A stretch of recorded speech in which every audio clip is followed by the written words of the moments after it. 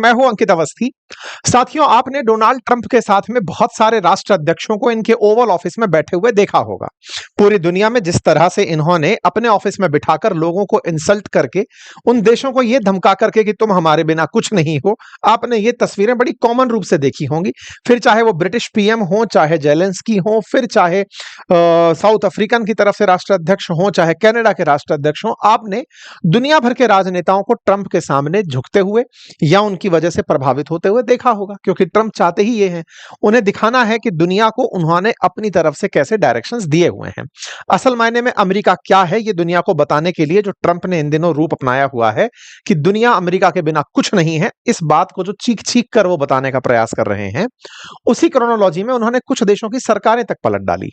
उनमें से आपने कनाडा के हाल देखे हैं। हाल ही में वैसा ही कुछ प्रयास भारत के साथ भी करने का प्रयास किया था। ट्रूडो ने अपने पद से इस्तीफा केवल ट्रंप के बयानों के चलते ही दिया था, क्योंकि ट्रंप ने ट्रूडो को ध्यान में रखते हुए उन्हें 51वां राज्य बनाने का प्रस्ताव दे दिया था कि कनाडा को मैं अपने यहां का 51वां राज्य बना लेता हूं। ट्रूडो सत्ता छोड़ गए। यही हाल अब जापान का हुआ है।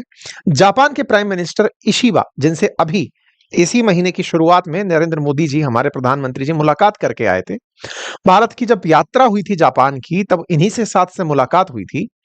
$67 बिलियन के इन्वेस्टमेंट की बात हुई थी। अगले 10 सालों के अंदर इन्होंने अपने पद से इस्तीफा दे दिया है, और इनके इस्तीफे के अंदर जो बड़ा कारण बना है वो है टैरिफ।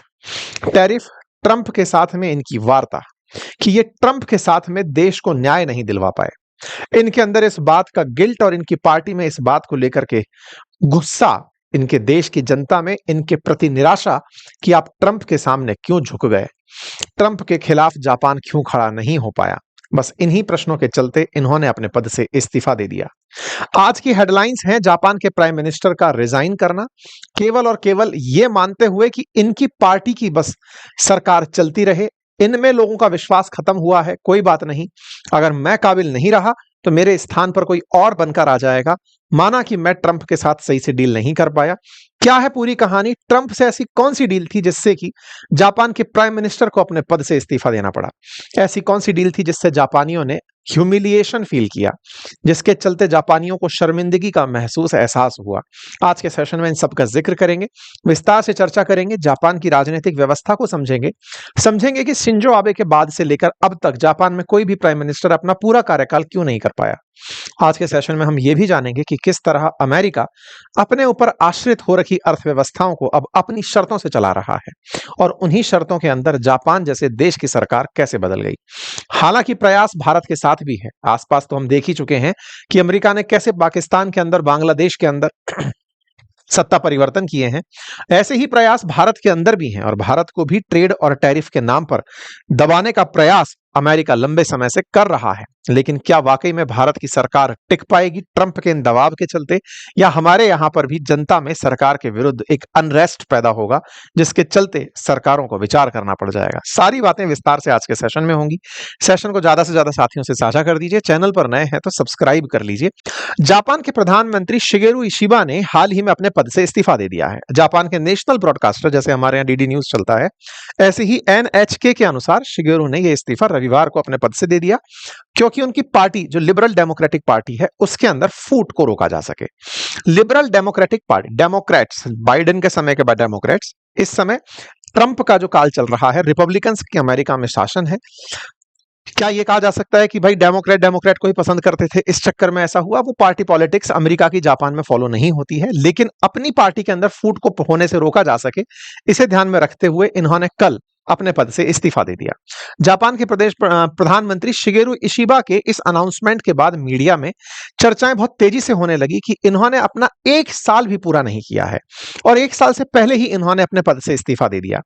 ऐसा क्यों हुआ? तो इन्होंने कहा कि मेरी पार्टी में कहीं मत भिन्नता ना हो, सरकार चलाने में पार्टी के लीडर्स को दिक्कत ना हो, इसलिए मैं अपने पद से इस्तीफा दे रहा हूं। तो इन्होंने अपने पार्टी के पद से इस्तीफा दे दिया। शिगेरू के इस्तीफे के पीछे बहुत सारी बातों में से जो सबसे प्रमुखता से निकलकर आई वो आंतरिक राजनीति तो थी ही, अमेरिका और जापान के व्यापार संबंधों का भी गहरा असर इनके इस्तीफे के कारणों में बताया गया। अब जब जापान अमेरिका को कार बेचता है, जिसमें से आपकी टोयोटा है, होंडा है, ये तमाम वो बड़ी कंपनियां हैं जो यहां से निकल करके अमेरिका में बिकती हैं। इन महाशय ने, ट्रंप महाशय ने इनसे कहा कि मैं तुम्हारी कारों पर 25% टैरिफ एडिशनल लगा रहा हूं, यानी कि तुम्हारी कारें अगर बिकने आएंगी अमेरिका में तो 25% एक्स्ट्रा देंगी। जिस देश की 8% अर्थव्यवस्था कार के एक्सपोर्ट पर टिकी हो, जिस देश को बड़ा सारा पैसा केवल कार बेचकर मिलता हो, उसको आप ये कह रहे हो कि 25% टैरिफ लगा रहा हूं तुम्हारी कारों पर, अगर ये हमारे देश में बिकने आएंगी तो इतना पैसा देंगी। ऐसा क्यों हो रहा था? ट्रंप का निशाना था कि तुम्हारे देश की जो कार इंडस्ट्री है ना, वो जापान से कार बनाकर अमेरिका क्यों भेजती है? वो कार कंपनियों से कहो कि वो अमेरिका में आकर प्लांट लगाएं और यहीं से कार बनाकर बेचें, तो मैं उनके ऊपर टैरिफ नहीं लगाऊंगा। भाई अगर लाख रुपए की कार है तो 25,000 रुपए तो तुम वसूल ही रहे हो। जापान इस बात को लेकर के सक पका गया कि यार हमारी कमाई के सबसे बड़े स्रोत पर तुमने हाथ मार दिया। ट्रंप ने यह सूझबूझ कर किया था, उसने पूरी दिमाग के साथ यह काम किया था। ऐसे में जापान का शेयर बाजार धड़ाम से गिर जाता है। जब बाजार गिरता है, जापान फड़फड़ाता है, यह कहता है कि मैं तुम्हारे इस मामले को डब्ल्यूटीओ में लेकर जाऊंगा। डब्ल्यूटीओ की तो औकात ही क्या अमेरिका के सामने, वो कुछ नहीं बोल पाया। इस बीच में जापान चाइना और साउथ कोरिया के पास पहुंचता है कि भाई साहब सब मिल जाते हैं, अपन कुछ तो इसका इलाज निकालते हैं। लेकिन ट्रंप का कोरोना की तरह प्रकोप हर देश पर चल रहा था, कोई भी सॉल्यूशन नहीं निकल कर आता। जितने भी मित्र राष्ट्र थे अमेरिका के, वो सब डसे जा रहे थे। जापान की इकोनॉमी हिलना शुरू हुई, जापान की अर्थव्यवस्था को नुकसान होना शुरू हुआ। जैसा मैंने आपको बताया, 319.2 बिलियन डॉलर का जापान और अमेरिका संयुक्त ट्रेड करते हैं, जिसमें जापान से अमेरिका को 11.4 लाख करोड़ का एक्सपोर्ट होता है और अमेरिका से जापान को 7.7 लाख करोड़ का इंपोर्ट होता है। जापान ट्रेड सरप्लस में रहता है, कमाता है, बस इसी कमाई पर इनका ध्यान चला जाता है। और उस कमाई का सबसे मेजर सोर्स कार निर्माण जो है, उस पर ये 25% टैरिफ एक्सपोर्ट के ऊपर लगा देते हैं। मतलब एक तरफ तो टोटल इंपोर्ट पर 24% लगी गया, 25% कार पर लगा देते हैं। इससे जापान की चिंताएं बढ़ जाती हैं, ऑटो सेक्टर पूरी तरह से हिल जाता है। जापान का ऑटो सेक्टर अमेरिका पर निर्भर है। 13.34 लाख कार साल की अमेरिका को बेची जाती हैं। मतलब 41 बिलियन डॉलर की कारें अमेरिका को बेचता है जापान। इतना बड़ा एक्सपोर्ट मार्केट जापान के लिए अमेरिका है। नजर अमेरिका की इसी पर पड़ती है कि सुनो, तुम्हारी जो सबसे बड़ी नायाब चीज है उसे कहो कि वो हमारे यहां आकर लगे। अब इस बीच में जापान की सरकार के ऊपर लोगों की नजरें हो जाती हैं कि सरकार तुम निपटोगे कैसे इससे, अब ये बताओ। कहीं ना कहीं जापानियों को यह बात तो समझ में आ जाती है कि हमारे साथ चीट हो गया है। हमारी इंडस्ट्री को, ये बिल्कुल वैसे ही है जैसे आज मान लीजिए कि भारत से बहुत सारी आईटी कंपनी अमेरिका को सर्विस देती हैं, चाहे फिर वो टीसीएस हो, चाहे फिर वो इन्फोसिस हो। इनसे यह कहा जाए कि तुम अब अमेरिका में ही बैठ करके सर्विस दोगी, अमेरिकियों को ही नौकरी दोगी, इंडिया में तुम अपना ऑफिस नहीं रखोगी। आपको सर्विस देनी है, वहीं बैठकर सर्विस दो और अमेरिकियों को ही नौकरी दो। तो सोचो भारत पर क्या हाल होगा। बिल्कुल वैसा ही इन्होंने इनके साथ किया। कार निर्माण करना है, वहीं आकर करो, अदरवाइज नहीं। इससे जापान का बाजार हिल गया। एक तो एक्सपोर्ट घट गए, टैरिफ और बढ़ गए, इन्फ्लेशन की मार बढ़ने लगी। और डेवलप्ड इकोनॉमी ना इन्फ्लेशन नहीं हैंडल कर पाती। जैसे हमारे जैसे देश में 4 से लेकर 6% की इन्फ्लेशन का एक कुशन है कि इतना परसेंट चलता रहेगा। और तो और हम में से बहुतों को पता भी नहीं चलता है। सरकार बोलती है हाँ भाई सब चंगा सी 4 से 6 के बीच में है, और हमको दिखता है हर साल ये दूध कल तक इतने रुपए लीटर था, आज इतने रुपए लीटर कैसे हो गया भाई है? पिछले साल घी इतना था, आज इतना क्यों हो गया? सब्जी इतनी थी, इतनी क्यों हो गई? हमको लगता है सब सही चल तो रहा है। सरकार ने बोल दिया ना 4 से 6, तो ठीक है, सरकारी नौकरी वालों को डीए मिलकर 4 से 6 के बीच में मिल जाता है। हम 10% को भी 4 से 6 मान के जी लेते हैं। लेकिन डेवलप्ड इकोनॉमी में क्या होता है? वहां तो सब चीजें ऑनलाइन है, सब कुछ पता चलता है कि हाँ भाई इतना इतना चल रहा है। इनके देश में ये पता चल जाता है कि भाई देश के अंदर टैरिफ लगते ही इन्फ्लेशन बढ़ गया है। इन्फ्लेशन बढ़ रहा है तो सर देश की इकोनॉमी पर नेगेटिव असर पड़ना शुरू हो रहा है, अर्थव्यवस्था बढ़ ही नहीं रही है। इससे धीरे धीरे जापान 2 साल का सबसे वर्स्ट प्रभावित हो जाता है। इसमें उम्मीद केवल किससे थी कि भाई तुम जाओ जल्दी से और जाकर के अमेरिका से ट्रेड डील करके आओ। इशिबा भागते हैं, जापान से निकल करके पहुंचते हैं, ट्रंप के साथ बात करते हैं। ट्रंप कहते हैं जल्दी से डील करो, नहीं तो मैं बढ़ा करके तुम्हारे ऊपर 35% टैरिफ लगा दूंगा। ये आदमी तो बिल्कुल गन पॉइंट पर बात करता है, गन पॉइंट पर बात करता है। जापान पूरी तरह से इस बात से डर जाता है कि कहीं हमारे देश में टेक्निकल रिसेशन ना आ जाए, क्योंकि जापान की अर्थव्यवस्था असल में टेक्नोलॉजी पर आश्रित है। बड़ी बड़ी कंपनियां, जितनी भी टेक्निकल कंपनियां हैं जापान में माल बनाती है, लेकिन टैरिफ लग गए तो करेंगे क्या, जाएंगे कैसे, काम कैसे करेंगे? ठीक है साहब। इस बीच में जापान के प्रधानमंत्री पहुंचते हैं ट्रंप के पास और ट्रेड डील साइन कर लेते हैं। ट्रेड डील साइन होती है, जुलाई 23 की खबर बनती है और उसमें खबर निकलकर इस तरह से आती है, ट्रंप कहते हैं कि हमने बहुत ही जबरदस्त काम कर लिया है, हमने जापान पर 15% टैरिफ पर डील साइन कर ली है। आप कहेंगे सर 25% तो कार पे लग रहा था, 35% की धमकी लग रही थी, 15% पे डील साइन कैसे हुई? अब आपके दिमाग में भी आएगा 24% तो तुमने नॉर्मल ही लगा रखा था, 15% पे डील कैसे साइन हुई? कुछ तो गड़बड़ था। गड़बड़ क्या था वो जान लो। अमेरिका ने यानी कि ट्रंप ने जापान से एक बहुत बड़ी डील कर ली और वो ये था कि जापान वालों तुम्हें $550 बिलियन का इन्वेस्टमेंट अमेरिका में करना है और उससे कमाओगे तुम नहीं, ये नेट इनकम में से इन्वेस्टमेंट होना चाहिए। $550 बिलियन का इन्वेस्टमेंट। अब ये कितना होता है ऐसे समझो, थोड़े दिन पहले हमने इस बात की मजाक बनाई थी कि चाइना ने पाकिस्तान में $50 बिलियन का इन्वेस्टमेंट किया और पूरा पाकिस्तान, आधा पाकिस्तान खरीद लिया। और समझाऊं, अभी हमने तारीफ इस बात की थी कि जापान ने भारत में $67 बिलियन का अगले 10 साल में इन्वेस्टमेंट का प्रॉमिस किया है।